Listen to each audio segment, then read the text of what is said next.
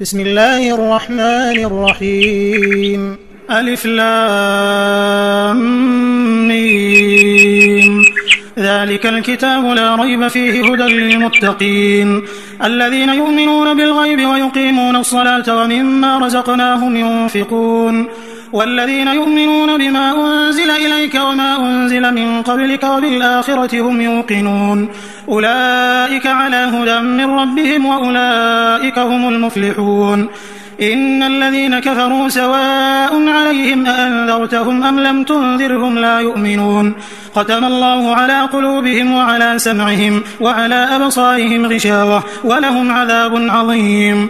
ومن الناس من يقول آمنا بالله وباليوم الآخر وما هم بمؤمنين يخادعون الله والذين آمنوا وما يخدعون إلا أنفسهم وما يشعرون في قلوبهم مرض فزادهم الله مرضا ولهم عذاب أليم بما كانوا يكذبون.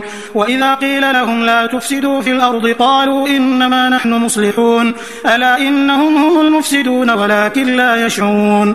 وإذا قيل لهم آمنوا كما آمن الناس قالوا أنؤمن كما آمن السفهاء ألا إنهم هم السفهاء ولكن لا يعلمون. وإذا لقوا الذين آمنوا قالوا آمنا وإذا خلوا إلى شياطينهم قالوا إنا معكم إنما نحن مستهزئون الله يستهزئ بهم ويمدهم في طغيانهم يعمهون.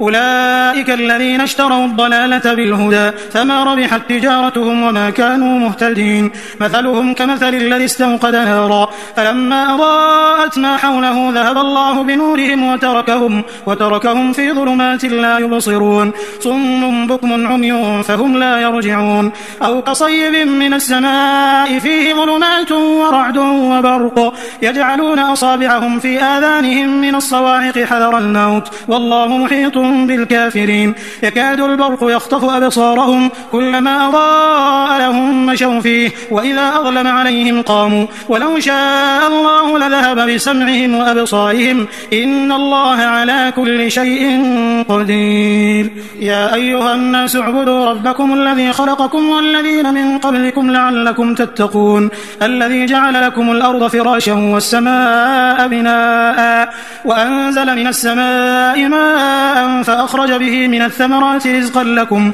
فلا تجعلوا لله أندادا وأنتم تعلمون. وإن كنتم في ريب مما نزلنا على عبدنا فأتوا بسورة من مثله وادعوا شهداءكم من دون الله إن كنتم صادقين فإن لم تفعلوا ولن تفعلوا فاتقوا النار التي وقودها الناس والحجارة أعدت للكافرين.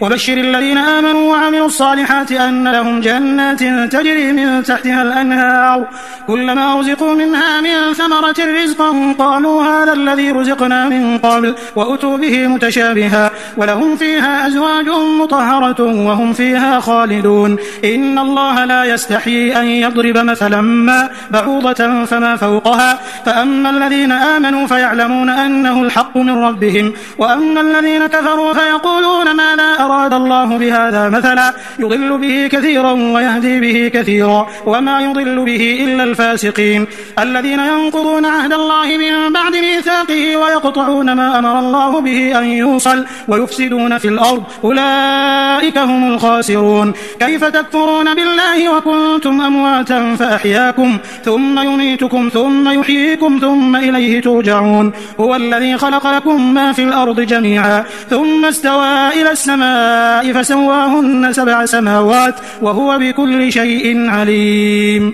وإذ قال ربك للملائكة إني جاعل في الأرض خليفة قالوا أتجعل فيها من يفسد فيها ويسفك الدماء ونحن نسبح بحمدك ونقدس لك قال إني أعلم ما لا تعلمون. وعلم آدم الأسماء كلها ثم عرضهم على الملائكة فقال أنبئوني بأسماء هؤلاء إن كنتم صادقين قالوا سبحانك لا علم لنا إلا ما علمتنا إنك أنت العليم الحكيم. قال يا آدم أنبئهم بأسمائهم. فلما أنبأهم بأسمائهم قال ألم أقل لكم إني أعلم غيب السماوات والأرض وأعلم ما تبدون وما كنتم تكتمون. وإذ قلنا للملائكة اسجدوا لآدم فسجدوا إلا إبليس أبى واستكبر وكان من الكافرين. وقلنا يا آدم اسكن أنت وزوجك الجنة وكلا منها رغدا حيث شئتما ولا تقربا هذه الشجرة فتكونا من الظالمين.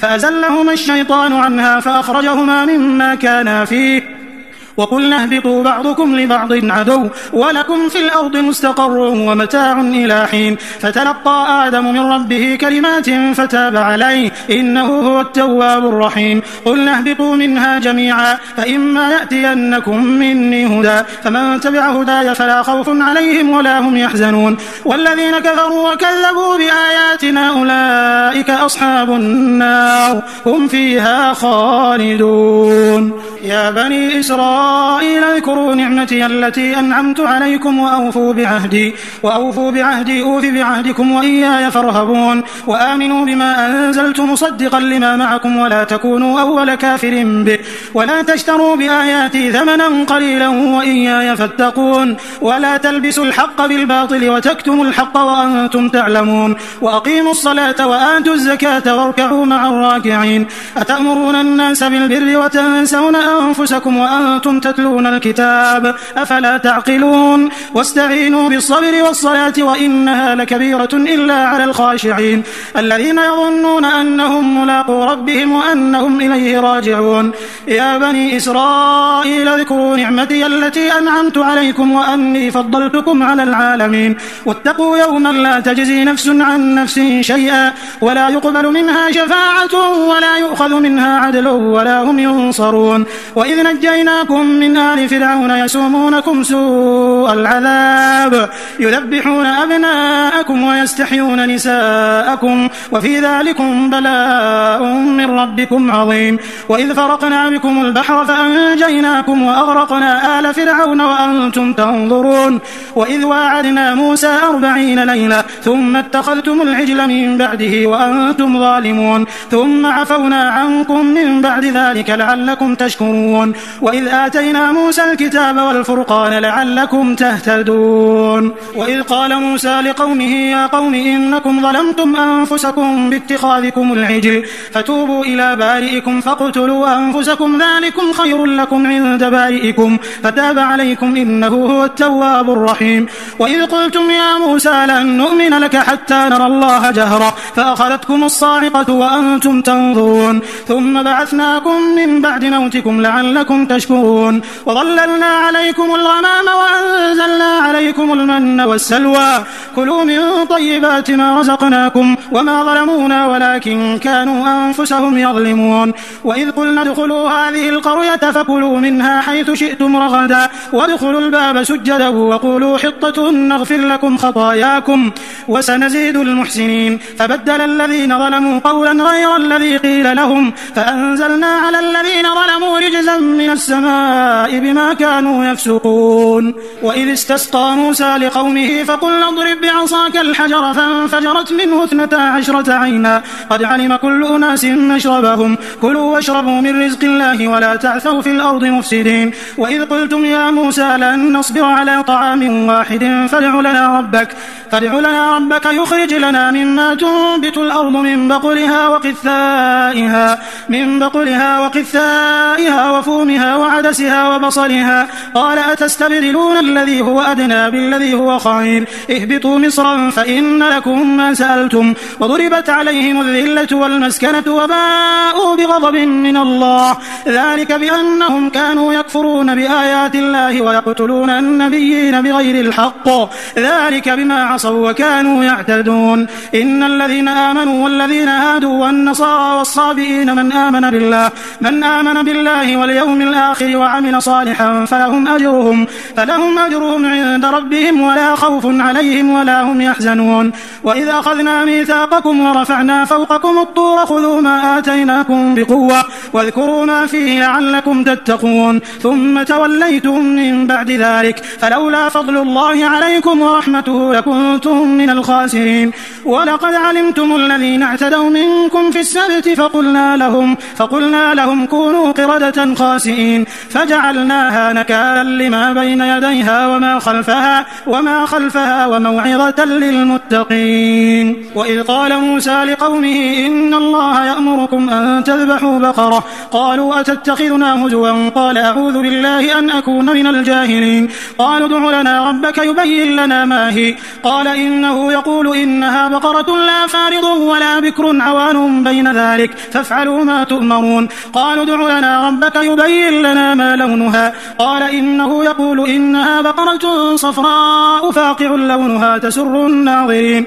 قالوا ادع لنا ربك يبين لنا ما هي إن البقرة شابه علينا وإنا إن شاء الله لمهتدون. قال إنه يقول إنها بقرة لا ذلول تثير الأرض ولا تسقي الحرث مسلمة لا شية فيها. قالوا الآن جئت بالحق فذبحوها وما كادوا يفعلون. وإذ قتلتم نفسا فادارأتم فيها والله مخرج ما كنتم تكتمون. فقلنا اضربوه ببعضها كذلك يحيي الله الموتى ويريكم آياته لعلكم تعقلون. ثم قست قلوبكم من بعد ذلك فهي كالحجارة أو أشد قسوة وإن من الحجارة لما يتفجر منه الأنهار وإن منها لما يشقق فيخرج منه الماء وإن منها لما يهبط من خشية الله وما الله بغافل عما تعملون.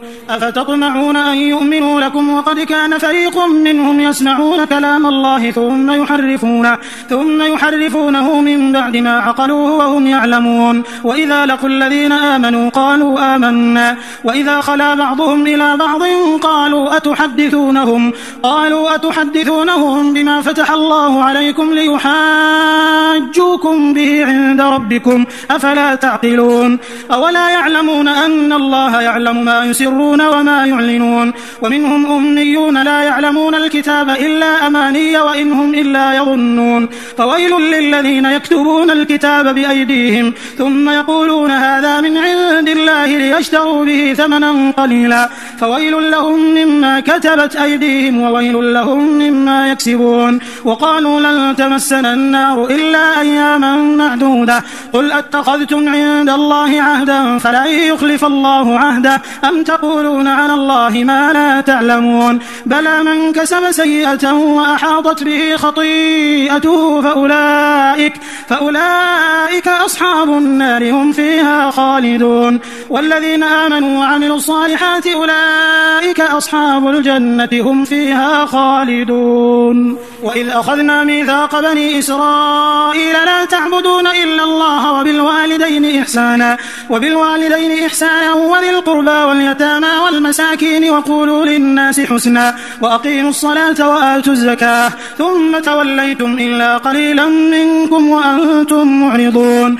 وإذ أخذنا ميثاقكم لا تسفكون دماءكم ولا تخرجون أنفسكم من دياركم ثم أقررتم وأنتم تشهدون ثم أنتم هؤلاء تقتلون أنفسكم وتخرجون فريقا منكم من ديارهم تظاهرون عليهم بالإثم والعدوان وإن يأتوكم أسارى تفادوهم وهو محرم عليكم إخراجهم أفتؤمنون ببعض الكتاب وتكفرون ببعض فما جزاء من يفعل ذلك منكم إلا خزي في الحياة الدنيا ويوم القيامة يردون إلى أشد العذاب وما الله بغافل عما تعملون.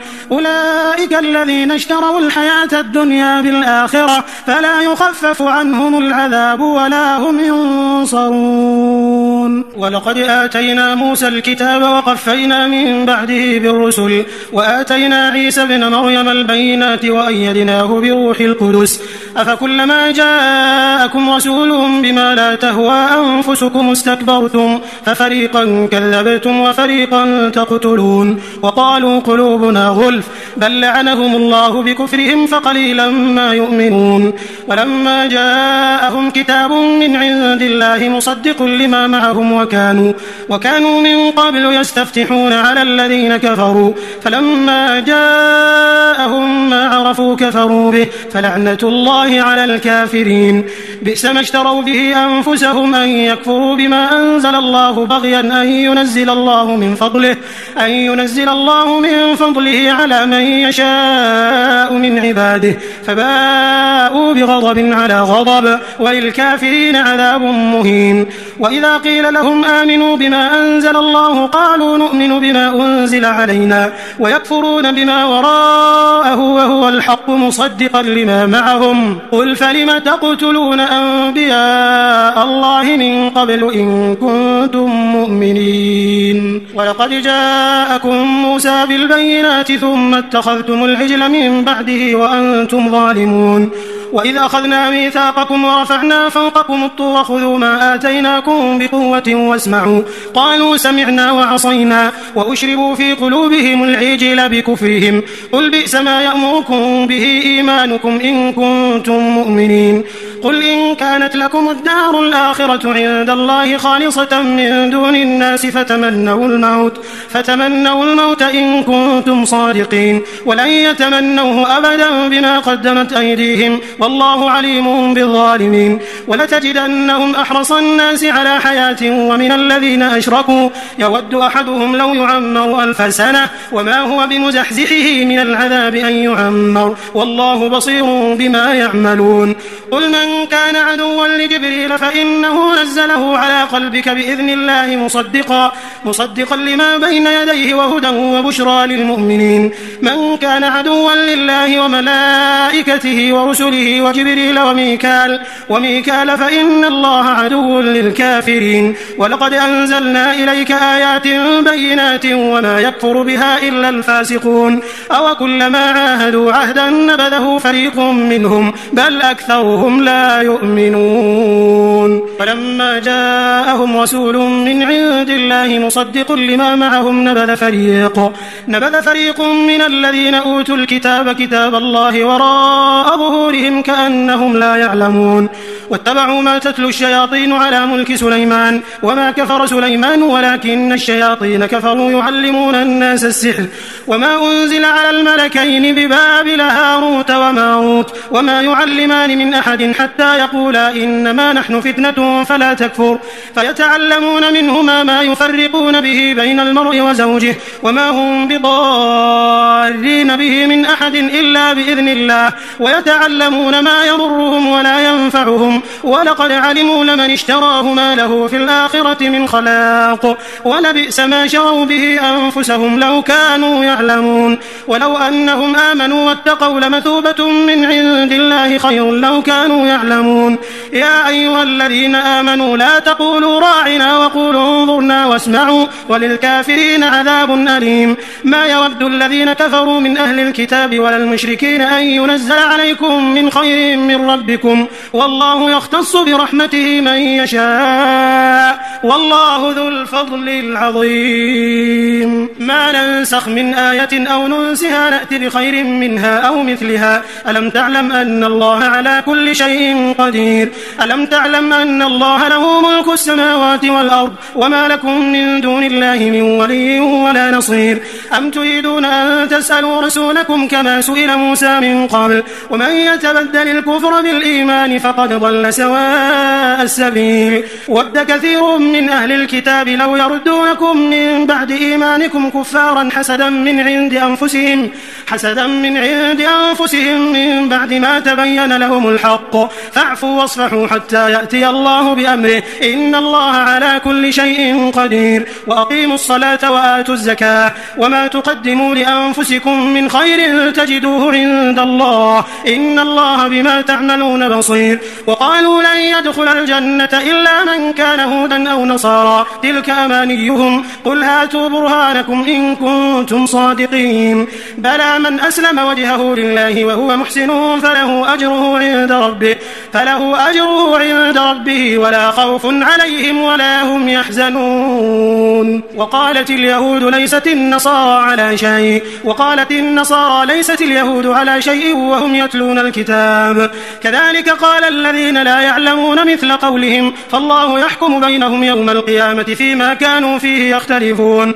ومن أظلم ممن منع مساجد الله أن يذكر فيها اسمه وسعى في خرابها أولئك ما كان لهم أن يدخلوها إلا خائفين لهم في الدنيا خزي ولهم في الآخرة عذاب عظيم. ولله المشرق والمغرب فأينما تولوا فثم وجه الله إن الله واسع عليم. وقالوا اتخذ الله ولدا سبحانه بل له ما في السماوات والأرض كل له قانتون بديع السماوات والأرض وإذا قضى أمرا فإنما يقول له كن فيكون. وقال الذين لا يعلمون لولا يكلمنا الله أو تأتينا آية كذلك قال الذين من قبلهم مثل قولهم تشابهت قلوبهم قد بينا الآيات لقوم يوقنون. إنا أرسلناك بالحق بشيرا ونذيرا ولا تسأل عن أصحاب الجحيم. ولن ترضى عنك اليهود ولا النصارى حتى تتبع ملتهم قل إن هدى الله هو الهدى ولئن اتبعت أهواءهم بعد الذي جاءك من العلم ما لك من الله من ولي ولا نصير. الذين آتيناهم الكتاب يتلونه حق تلاوته أولئك يؤمنون به ومن يكفر به فأولئك هم الخاسرون.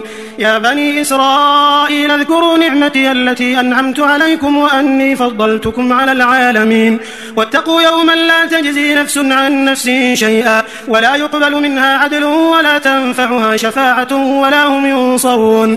وإذ ابتلى إبراهيم ربه بكلمات فأتمهم قال إني جاعلك للناس إماما قال ومن ذريتي قال لا ينال عهد الظالمين. وإذ جعلنا البيت مثابة للناس وأمنا واتخذوا من مقام إبراهيم مصلى وعهدنا إلى إبراهيم وإسماعيل أن طهر بيتي للطائفين والعاكفين والركع السجود. وإذ قال إبراهيم رب اجعل هذا بلدا آمنا وارزق أهله من الثمرات من آمن منهم بالله واليوم الآخر قال ومن كفر فأمتعه قليلا ثم أضطره إلى عذاب النار وبئس المصير. وإذ يرفع إبراهيم القواعد من البيت وإسماعيل ربنا تقبل منا إنك أنت السميع العليم ربنا وجعلنا مسلمين لك ومن ذريتنا أمة مسلمة لك وأرنا مناسكنا وتب علينا إنك أنت التواب الرحيم. ربنا وابعث فيهم رسولا منهم يتلو عليهم آياتك ويعلمهم الكتاب والحكمة ويزكيهم إنك أنت العزيز الحكيم. ومن يرغب عن ملة إبراهيم إلا من سفه نفسه ولقد اصطفيناه في الدنيا وإنه في الآخرة لمن الصالحين. إذ قال له ربه أسلم قال أسلمت لرب العالمين. ووصى بها إبراهيم بنيه ويعقوب يا بني إن الله اصطفى لكم الدين فلا تموتن إلا وأنتم مسلمون. أم كنتم شهداء إذ حضر يعقوب الموت إذ قال لبنيه ما تعبدون من بعدي قالوا نعبد إلهك وإله آبائك إبراهيم وإسماعيل وإسحاق إلها واحدا ونحن له مسلمون. تلك أمة قد خلت لها ما كسبت ولكم ما كسبتم ولا تسألون عما كانوا يعملون. وقالوا كونوا هودا أو نصارى تهتدوا قل بل ملة إبراهيم حنيفا وما كان من المشركين. قولوا آمنا بالله وما أنزل إلينا وما أنزل إلى إبراهيم وإسماعيل وإسحاق ويعقوب والأسباط وما أوتي موسى وعيسى وما أوتي النبيون من ربهم لا نفرق بين أحد منهم ونحن له مسلمون. فإن آمنوا بمثل ما آمنتم به فقد اهتدوا وإن تولوا فإنما هم في شقاق فسيكفيكهم الله وهو السميع العليم. صبغة الله ومن أحسن من الله صبغة ونحن له عابدون. قل أتحاجوننا في الله وهو ربنا وربكم ولنا أعمالنا ولكم أعمالكم ونحن له مخلصون. أم تقولون إن إبراهيم وإسماعيل وإسحاق ويعقوب والأسباط كانوا هودا أو نصارى قل أنتم أعلم أم الله ومن أظلم ممن كتم شهادة عنده من الله وما الله بغافل عما تعملون تلك أمة قد خلت لها ما كسبت ولكم ما كسبتم ولا تسألون عما كانوا يعملون سيقول السفهاء من الناس ما ولاهم عن قبلتهم التي كانوا عليها قل لله المشرق والمغرب يهدي من يشاء إلى صراط مستقيم وكذلك جعلناكم أمة وسطا لتكونوا شهداء على الناس ويكون الرسول عليكم شهيدا وما جعلنا القبلة التي كنت عليها إلا لنعلم من يتبع الرسول ممن ينقلب على عقبيه وإن كانت لكبيرة إلا على الذين هدى الله وما كان الله ليضيع إيمانكم إن الله بالناس لرؤوف رحيم قد نرى تقلب وجهك في السماء فلنولينك قبلة ترضاها فول وجهك شطر المسجد الحرام وحيثما كنتم فولوا وجوهكم شطره وإن الذين أوتوا الكتاب ليعلمون أنه الحق من ربهم وما الله بغافل عما يعملون ولئن أتيت الذين أوتوا الكتاب بكل آية ما تبعوا قبلتك وما أنت بتابع قبلتهم وما بعضهم بتابع قبلة بعض ولئن اتبعت أهواءهم من بعد ما جاءك من العلم إنك إذا لمن الظالمين الذين آتيناهم الكتاب يعرفونه كما يعرفون أبناءهم وإن فريقا منهم ليكتمون الحق وهم يعلمون الحق من ربك فلا تكونن من الممترين ولكل وجهة هو موليها فاستبقوا الخيرات أينما تكونوا يأتي بكم الله جميعا إن الله على كل شيء قدير ومن حيث خرجت فول وجهك شطر المسجد الحرام وإنه للحق من ربك وما الله بغافل عما تعملون ومن حيث خرجت فول وجهك شطر المسجد الحرام وحيثما كنتم فولوا وجوهكم شطره لئلا يكون للناس عليكم حجة إلا الذين ظلموا منهم فلا تخشوهم واخشوني ولأتم نعمتي عليكم ولعلكم تهتدون كما أرسلنا فيكم رسولا منكم يتلو عليكم آياتنا ويزكيكم ويعلمكم الكتاب والحكمة ويعلمكم ما لم تكونوا تعلمون فاذكروني أذكركم واشكروا لي ولا تكفرون يا أيها الذين آمنوا استعينوا بالصبر والصلاة إن الله مع الصابرين ولا تقولوا لمن يقتل في سبيل الله أموات بل أحياء ولكن لا تشعرون ولنبلونكم بشيء من الخوف والجوع ونقص من الأموال والأنفس والثمرات وبشر الصابرين الذين إذا أصابتهم مصيبة قالوا إنا لله وإنا إليه راجعون أولئك عليهم صلوات من ربهم ورحمة وأولئك هم المهتدون إن الصفا والمروة من شعائر الله فمن حج البيت أو اعتمر فلا جناح عليه أن يطوف بهما ومن تطوع خيرا فإن الله شاكر عليم إن الذين يكتمون ما أنزلنا من البينات والهدى من بعد ما بيناه للناس في الكتاب أولئك يلعنهم الله ويلعنهم اللاعنون إلا الذين تابوا وأصلحوا وبينوا فأولئك أتوب عليهم وأنا التواب الرحيم إن الذين كفروا وماتوا وهم كفار أولئك عليهم لعنة الله والملائكة والناس أجمعين خالدين فيها لا يخفف عنهم العذاب ولا هم ينظرون وإلهكم إله واحد لا إله إلا هو الرحمن الرحيم إن في خلق السماوات والأرض واختلاف الليل والنهار والفلك التي تجري في البحر بما ينفع الناس وما أنزل الله من السماء من ماء فأحيا به الأرض بعد موتها وبث فيها من كل دابة وتصريف الرياح والسحاب المسخر بين السماء والأرض لآيات لقوم يعقلون ومن الناس من يتخذ من دون الله أندادا يحبونهم كحب الله والذين آمنوا أشد حبا لله ولو يرى الذين ظلموا إذ يرون العذاب أن القوة لله جميعا وأن الله شديد العذاب. إذ تبرأ الذين اتبعوا من الذين اتبعوا ورأوا العذاب وتقطعت بهم الأسباب. وقال الذين اتبعوا لو أن لنا كرة فنتبرأ منهم كما تبرأوا منا كذلك يريهم الله أعمالهم حسرات عليهم وما هم بخارجين من النار. يا أيها الناس كلوا مما في الأرض حلالا طيبا ولا تتبعوا خطوات الشيطان إنه لكم عدو مبين. إنما يأمركم بالسوء والفحشاء وأن تقولوا على الله ما لا تعلمون. وإذا قيل لهم اتبعوا ما أنزل الله قالوا بل نتبع ما ألفينا عليه آباءنا أولو كان آباؤهم لا يعقلون شيئا ولا يهتدون. ومثل الذين كفروا كمثل الذي ينعق بما لا يسمع إلا دعاء ونداء صم بكم عمي فهم لا يعقلون. يا أيها الذين آمنوا كلوا من طيبات ما رزقناكم واشكروا لله إن كنتم إياه تعبدون.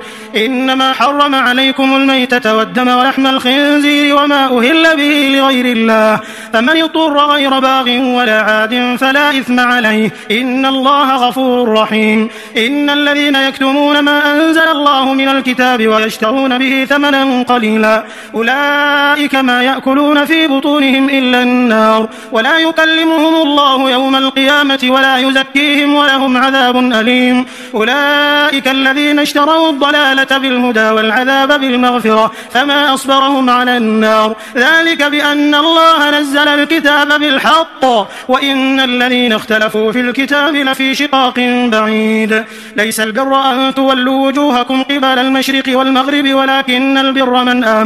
ولكن البر من آمن بالله واليوم الآخر والملائكة والكتاب والنبيين وآتى المال على حبه ذوي القربى واليتامى والمساكين وابن السبيل والسائلين وفي الرقاب وأقام الصلاة وآتى الزكاة والموفون بعهدهم إذا عاهدوا والصابرين في البأساء والضراء وحين البأس أولئك الذين صدقوا وأولئك هم المتقون. يا أيها الذين آمنوا كتب عليكم القصاص في القتلى الحر بالحر والعبد بالعبد والأنثى بالأنثى فمن عفي له من أخيه شيء فاتباع بالمعروف وأداء إليه بإحسان ذلك تخفيف من ربكم ورحمة فمن اعتدى بعد ذلك فله عذاب أليم.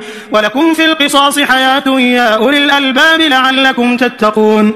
كتب عليكم إذا حضر أحدكم الموت إن ترك خيرا الوصية للوالدين والأقربين بالمعروف حقا على المتقين فمن بدله بعدما سمعه فإنما إثمه على الذين يبدلون إن الله سميع عليم. فمن خاف من موص جنفا أو إثما فأصلح بينهم فلا إثم عليه إن الله غفور رحيم. يا أيها الذين آمنوا كتب عليكم الصيام كما كتب على الذين من قبلكم لعلكم تتقون أياما معدودات فمن كان منكم مريضا أو على سفر فعدة من أيام أخر وعلى الذين يطيقونه فدية طعام مسكين فمن تطوع خيرا فهو خير له وأن تصوموا خير لكم إن كنتم تعلمون. شهر رمضان الذي أنزل فيه القرآن هدى للناس وبينات من الهدى والفرقان فمن شهد منكم الشهر فليصم ومن كان مريضا أو على سفر فعدة من أيام أخر يريد الله بكم اليسر ولا يريد بكم العسر ولتكملوا العدة ولتكبروا الله على ما هداكم ولعلكم تشكرون. وإذا سألك عبادي عني فإني قريب أجيب دعوة الداع إذا دعان فليستجيبوا لي وليؤمنوا بي لعلهم يرشدون. أحل لكم ليلة الصيام الرفث إلى نسائكم هن لباس لكم وأنتم لباس لهن علم الله أنكم كنتم تختانون أنفسكم فتاب عليكم وعفى عنكم فالآن باشروهن وابتغوا ما كتب الله لكم وكلوا واشربوا حتى يتبين لكم الخيط الأبيض من الخيط الأسود من الفجر ثم أتموا أتموا الصيام إلى الليل ولا تباشروهن وأنتم عاكفون في المساجد تلك حدود الله فلا تقربوها كذلك يبين الله آياته للناس لعلهم يتقون ولا تأكلوا أموالكم بينكم بالباطل وتدلوا بها إلى الحكام لتأكلوا فريقا من أموال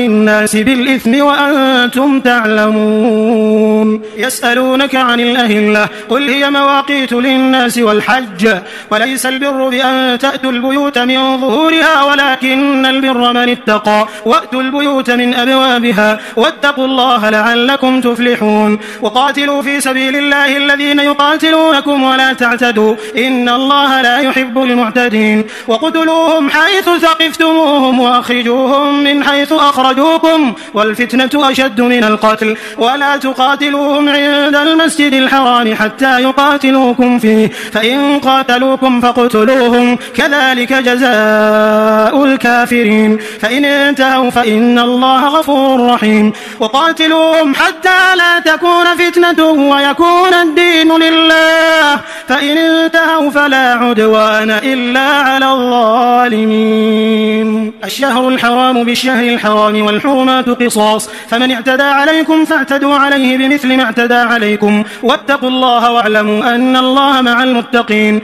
وأنفقوا في سبيل الله ولا تلقوا بأيديكم إلى التهلكة وأحسنوا إن الله يحب المحسنين وأتموا الحج والعمرة لله فإن أحصرتم فما استيسر من الهدي ولا تحلقوا رؤوسكم حتى يبلغ الهدي محله فمن كان منكم مريضا أو به أذى من رأسه ففدية من صيام أو صدقة أو نسك فإذا أمنتم فمن تمتع بالعمرة إلى الحج فما استيسر من الهدي فمن لم يجد فصيام 3 أيام في الحج و7 إذا رجعتم تلك 10 كاملة ذلك لمن لم يكن أهله حاضر المسجد الحرام واتقوا الله واعلموا أن الله شديد العقاب الحج أشهر معلومات فمن فرض فيهن الحج فلا رفث ولا فسوق ولا جدال في الحج وما تفعلوا من خير يعلمه الله وتزودوا فإن خير الزاد التقوى واتقون يا أولي الألباب ليس عليكم جناح أن تبتغوا فضلا من ربكم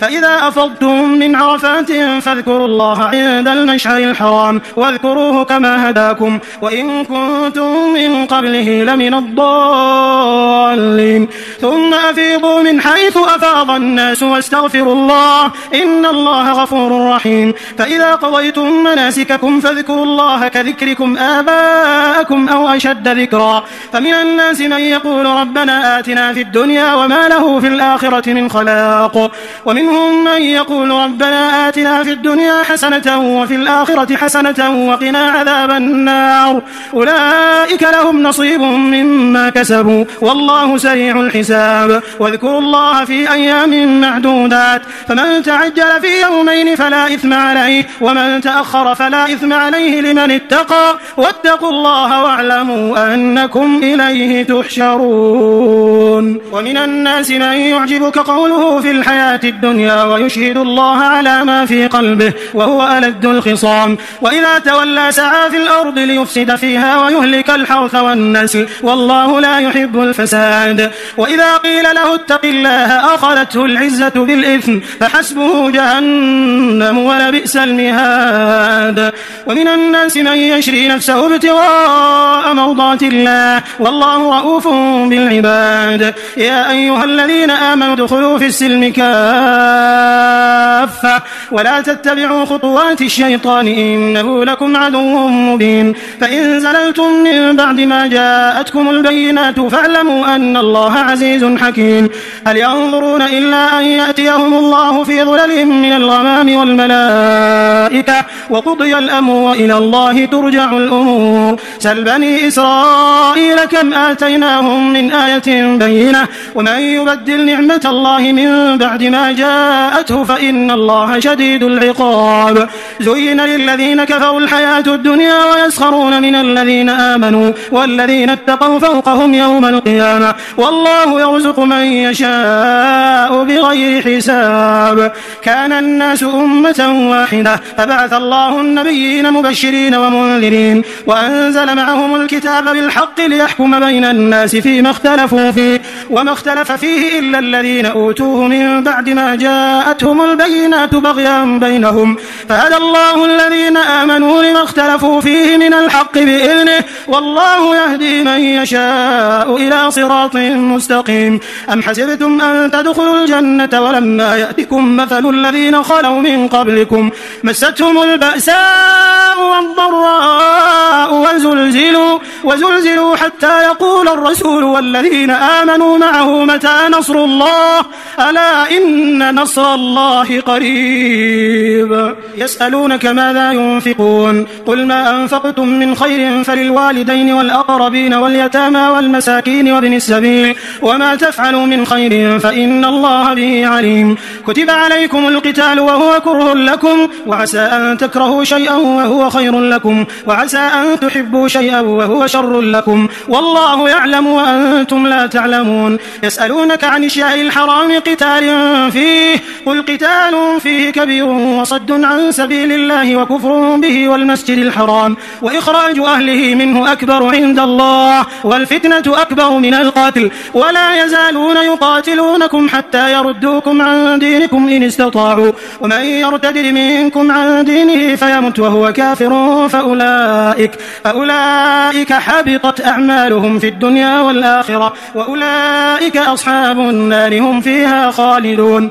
إن الذين آمنوا والذين هاجروا وجاهدوا في سبيل الله أولئك يرجون رحمة الله والله غفور رحيم. يسألونك عن الخمر والميسر قل فيهما إثم كبير ومنافع للناس وإثمهما أكبر من نفعهما ويسألونك ماذا ينفقون قل العفو كذلك يبين الله لكم الآيات لعلكم تتفكرون في الدنيا والآخرة. ويسألونك عن اليتامى قل إصلاح لهم خير وإن تخالطوهم فإخوانكم والله يعلم المفسد من المصلح ولو شاء الله لأعنتكم إن الله عزيز حكيم. ولا تنكحوا المشركات حتى يؤمنوا ولأمة مؤمنة خير من مشركة ولو أعجبتكم ولا تنكحوا المشركين حتى يؤمنوا ولعبد مؤمن خير من مشرك ولو أعجبكم أولئك يدعون إلى النار والله يدعو إلى الجنة والمغفرة بإذنه ويبين آياته للناس لعلهم يتذكرون. ويسألونك عن المحيض قل هو أذى فاعتزلوا النساء في المحيض ولا تقربوهن حتى يطهرن فإذا تطهرن فأتوهن من حيث أمركم الله إن الله يحب التوابين ويحب المتطهرين. نساؤكم حرث لكم فأتوا حرثكم أنى شئتم وقدموا لأنفسكم واتقوا الله واعلموا أنكم ملاقوه وبشر المؤمنين. ولا تجعلوا الله عرضة لأيمانكم أن تبروا وتتقوا وتصلحوا بين الناس والله سميع عليم. لا يؤاخذكم الله باللغو في أيمانكم ولكن يؤاخذكم بما كسبت قلوبكم والله غفور حليم. للذين يؤلون من نسائهم تربص 4 أشهر فإن فاءوا فإن الله غفور رحيم وإن عزموا الطلاق فإن الله سميع عليم. والمطلقات يتربصن بأنفسهن 3 قروء ولا يحل لهن أن يكتمن ما خلق الله في أرحامهن إن كن يؤمن بالله واليوم الآخر وبعولتهن أحق بردهن في ذلك إن أرادوا إصلاحا ولهن مثل الذي عليهن بالمعروف وللرجال عليهن درجة والله عزيز حكيم. الطلاق 2 فإمساك بمعروف أو تسريح بإحسان ولا يحل لكم أن تأخذوا مما آتيتموهن شيئا إلا أن يخافا ألا يقيما حدود الله، فإن خفتم ألا يقيما حدود الله فلا جناح عليهما فيما افتدت به، تلك حدود الله فلا تعتدوها، ومن يتعد حدود الله فأولئك هم الظالمون. فإن طلقها فلا تحل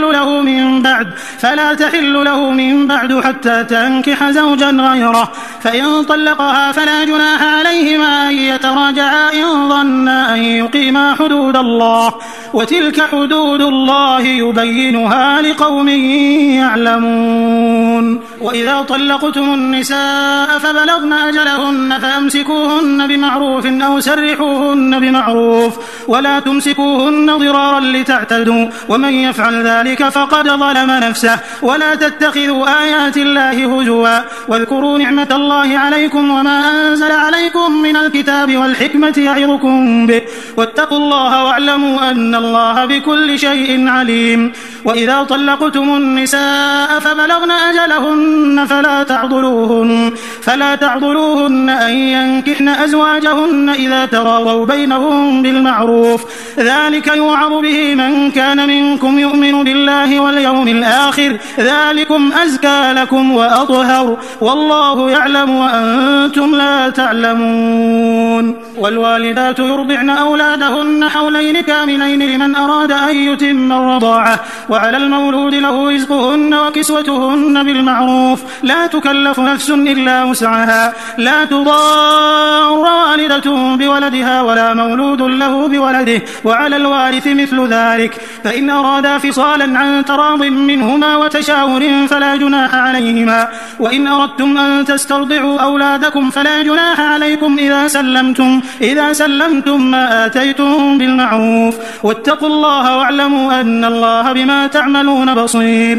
والذين يتوفون منكم ويذرون أزواجا يتربصن بأنفسهن 4 أشهر و10، فإذا بلغن أجلهن فلا جناح عليكم فيما فعلن في أنفسهن بالمعروف، والله بما تعملون خبير. ولا جناح عليكم فيما عرضتم به من خطبة النساء أو أكننتم في أنفسكم، علم الله أنكم ستذكرونهن ولكن لا تواعدوهن سرا إلا أن تقولوا قولا معروفا، ولا تعزموا عقدة النكاح حتى يبلغ الكتاب أجله، واعلموا أن الله يعلم ما في أنفسكم فاحذروه، واعلموا أن الله غفور حليم. لا جناح عليكم إن طلقتم النساء ما لم تمسوهن أو تفرضوا لهن فريضة، ومتعوهن على الموسع قدره وعلى المقتر قدره متاعا بالمعروف حقا على المحسنين. وإن طلقتموهن من قبل أن تمسوهن وقد فرضتم لهن فريضة فنصف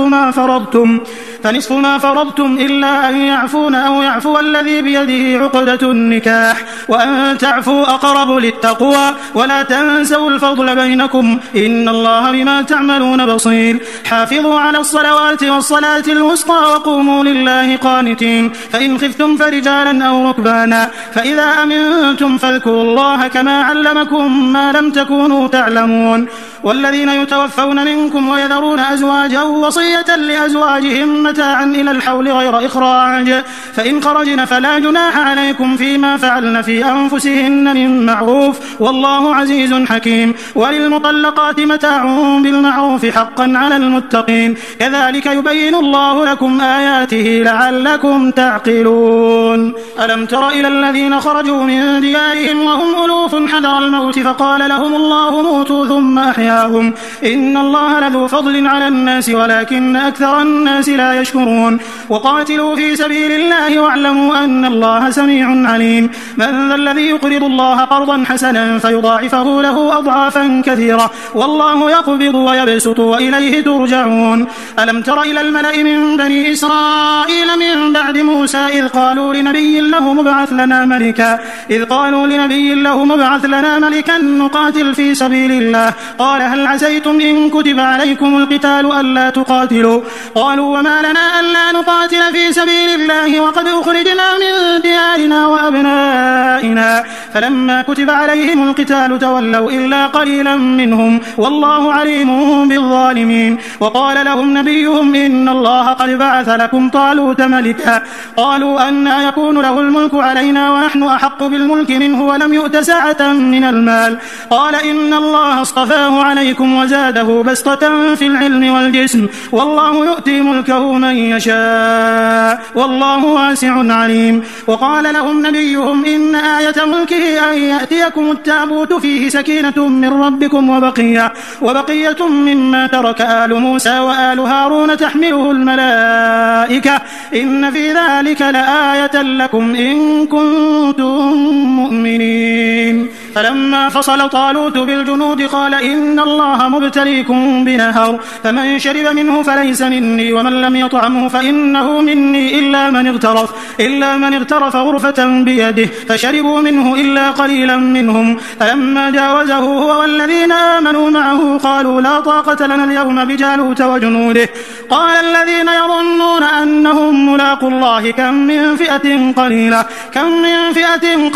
غلبت فئة كثيرة بإذن الله والله مع الصابرين. ولما برزوا لجالوت وجنوده قالوا ربنا أفرغ علينا صبرا وثبت أقدامنا وانصرنا على القوم الكافرين. فهزموهم بإذن الله. وقتل داود جالوت وآتاه الله الملك والحكمة وعلمه مما يشاء ولولا دفع الله الناس بعضهم ببعض لفسدت الأرض ولكن الله ذو فضل على العالمين. تلك آيات الله نتلوها عليك بالحق وإنك لمن المرسلين. تلك الرسل فضلنا بعضهم على بعض منهم من كلم الله ورفع بعضهم درجات وآتينا عيسى ابن مريم البينات وأيدناه بروح القدس. ولو شاء الله ما اقتتل الذين من بعدهم من بعد ما جاءتهم البينات ولكن اختلفوا فمنهم من آمن ومنهم من كفر. ولو شاء الله ما اقتتلوا ولكن الله يفعل ما يريد. يا أيها الذين آمنوا أنفقوا مما رزقناكم من قبل أن يأتي يوم لا بيع فيه ولا خلة ولا شفاعة والكافرون هم الظالمون. الله لا إله إلا هو الحي القيوم لا تأخذه سنة ولا نوم له ما في السماوات وما في الأرض. من ذا الذي يشفع عنده إلا بإذنه يعلم ما بين أيديهم وما خلفهم ولا يحيطون بشيء من علمه إلا بما شاء. وسع كرسيه السماوات والأرض ولا يؤوده حفظهما وهو العلي العظيم. لا إكراه في الدين قد تبين الرشد من الغي فمن يكفر بالطاغوت ويؤمن بالله فقد استمسك بالعروة الوثقى لا انفصام لها والله سميع عليم. الله ولي الذين آمنوا يخرجهم من الظلمات إلى النور والذين كفروا أولياؤهم الطاغوت يخرجونهم من النور إلى الظلمات أولئك أصحاب النار هم فيها خالدون. ألم تر إلى الذي حاج إبراهيم في ربه أن آتاه الله الملك إذ قال إبراهيم ربي الذي يحيي ويميت قال أنا أحيي وأميت. قال إبراهيم فإن الله يأتي بالشمس من المشرق فأت بها من المغرب فبهت الذي كفر والله لا يهدي القوم الظالمين. أو كالذي مر على قرية وهي خاوية على عروشها قال أنى يحيي هذه الله بعد موتها فأماته الله 100 عام ثم بعثه قال كم لبثت؟ قال لبثت يوما أو بعض يوم. قال بل لبثت 100 عام. فانظر إلى طعامك وشرابك لم يتسنه وانظر إلى حمارك ولنجعلك آية للناس وانظر إلى العظام كيف ننشزها ثم نكسوها لحما. فلما تبين له قال أعلم أن الله على كل شيء قدير. وإذ قال إبراهيم رب أرني كيف تحيي الموتى قال أولم تؤمن قال بلى ولكن ليطمئن قلبي. قال فخذ 4 من الطير فصرهن إليك ثم اجعل على كل جبل منهن جزءا ثم ادعهن يأتينك سعيا واعلم أن الله عزيز حكيم.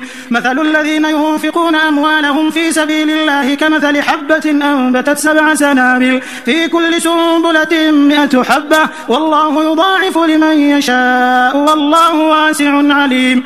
الذين ينفقون أموالهم في سبيل الله ثم لا يتبعون ما أنفقوا منا ولا أذى لهم أجرهم عند ربهم ولا خوف عليهم ولا هم يحزنون. قول معروف ومغفرة خير من صدقة يتبعها أذى والله غني حليم. يا أيها الذين آمنوا لا تبطلوا صدقاتكم بالمن والأذى كالذي ينفق ماله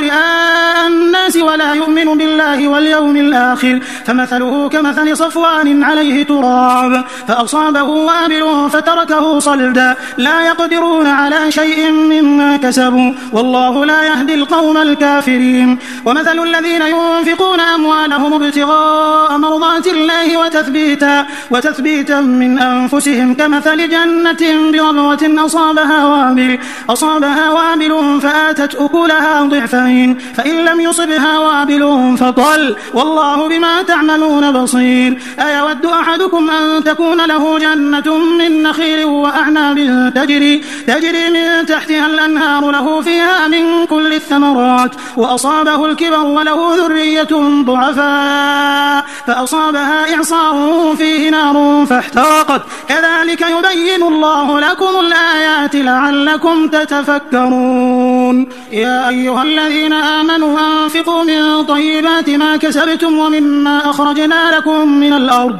ولا تيمموا الخبيث منه تنفقون ولستم بآخذه إلا أن تغمضوا فيه واعلموا أن الله غني حميد.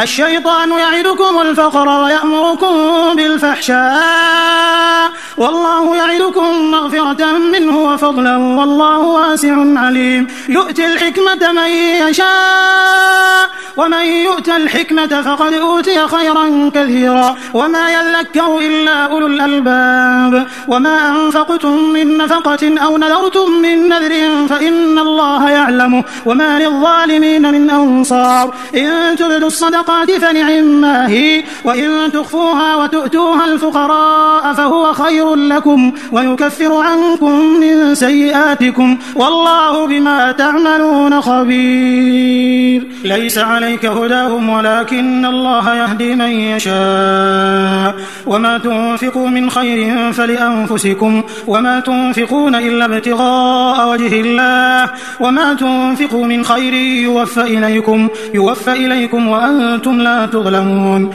للفقراء الذين أحصروا في سبيل الله لا يستطيعون ضربا في الأرض يحسبهم الجاهل أغنياء من التعفف تعرفهم بسيماهم لا يسألون الناس إلحافا وما تنفقوا من خير فإن الله به عليم.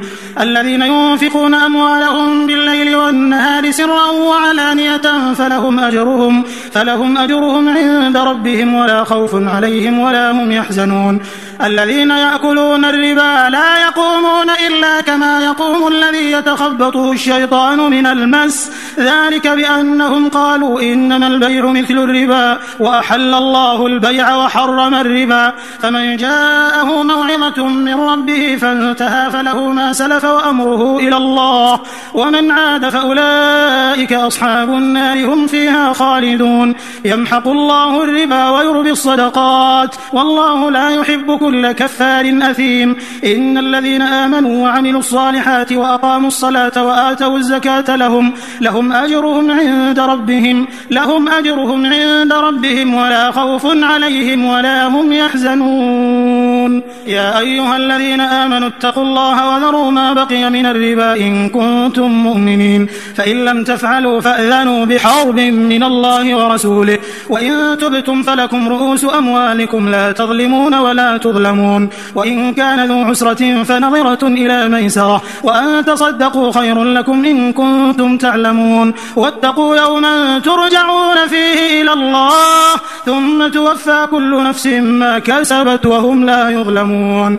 يا أيها الذين آمنوا إذا تداينتم بدين إلى أجل مسمى فاكتبوه وليكتب بينكم كاتب بالعدل ولا يأب كاتب أن يكتب كما علمه الله فليكتب وليملل الذي عليه الحق وليتق الله ربه ولا يبخس منه شيئا فإن كان الذي عليه الحق سفيها أو ضعيفا أو لا يستطيع أن يمل هو فليملل وليه بالعدل واستشهدوا شهيدين من رجالكم فإن لم يكونا رجلين فرجل وامرأتان ممن ترضون من الشهداء أن تضل إحداهما فتذكر إحداهما الأخرى ولا يأبى الشهداء إذا ما دعوا ولا تسأموا أن تكتبوه صغيرا أو كبيرا إلى أجله ذلكم أقسط عند الله وأقوم للشهادة وأدنى ألا ترتابوا إلا أن تكون تجارة حاضرة تديرونها بينكم فليس عليكم جناح ألا تكتبوها وأشهدوا إذا تبايعتم ولا يضار كاتب ولا شهيد وإن تفعلوا فإنه فسوق بكم واتقوا الله ويعلمكم الله والله بكل شيء عليم. وإن كنتم على سفر ولم تجدوا كاتبا فرهان مقبوضة فإن أمن بعضكم بعضا فليؤدي الذي ائتمن أمانته وليتق الله ربه ولا تكتموا الشهادة ومن يكتمها فإنه آثم قلبه والله بما تعملون عليم. لله ما في السماوات وما في الأرض وإن تبدوا ما في أنفسكم أو تخفوه يحاسبكم به الله فيغفر لمن يشاء ويعذب من يشاء والله على كل شيء قدير. آمن الرسول بما أنزل إليه من ربه والمؤمنون كل آمن بالله وملائكته وكتبه ورسله لا نفرق بين أحد من رسله وقالوا سمعنا وأطعنا غفرانك ربنا وإليك المصير. لا يكلف الله نفسا إلا وسعها لها ما كسبت وعليها ما اكتسبت ربنا لا تؤاخذنا إن نسينا أو أخطأنا ربنا ولا تحمل علينا إصرا كما حملته على الذين من قبلنا ربنا ولا تحملنا ما لا طاقة لنا به واعف عنا واغفر لنا وارحمنا أنت مولانا فانصرنا على القوم الكافرين.